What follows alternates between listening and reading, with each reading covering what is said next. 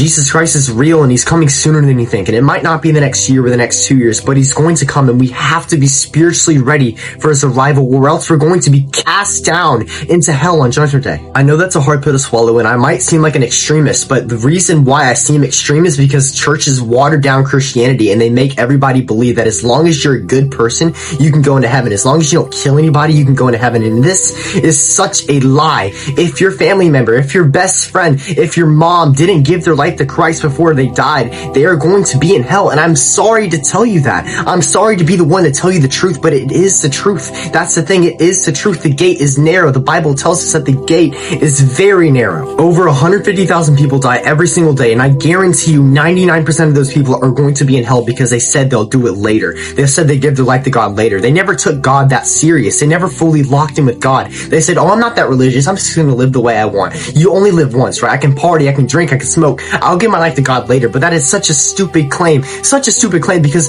God gives us life, and it is a gift. It is a blessing to have just one day of life. Who says that you're going to live another 20 years? And I know what I'm saying seems sad and it seems radical, but here's the thing. Somebody has to tell you both sides of the gospel, because yes, Jesus does love you and he did give you his grace, but you have to accept it. You have to love him back. And if you truly love him back, you're going to want to change. You're going to want to live for him. You're going to want to live like him. You're not going to want to live in sin. You're not going to want to live in the world. You're going to want to make a drastic change in your life, a repentant change in your life from old sinful ways to more righteous ways. And I know that nobody's perfect. Of course, you're going to fall into sin, but you have to have that desire to change, because if you don't even call yourself a Christian. And I'm not going to sugarcoat it to you guys, because I want to let you guys know the actual truth behind it. Yes, he loves you. Jesus loves you. It's all about love. But if you don't accept his grace, you're not going to be saved. And I want you to know that. I want as many people away from hell as possible. Hell is such a terrible place. You can spend 1,000,000 years in hell and you won't even get a second closer to being out. That's why I don't want anybody to be in there. That's why I'm up here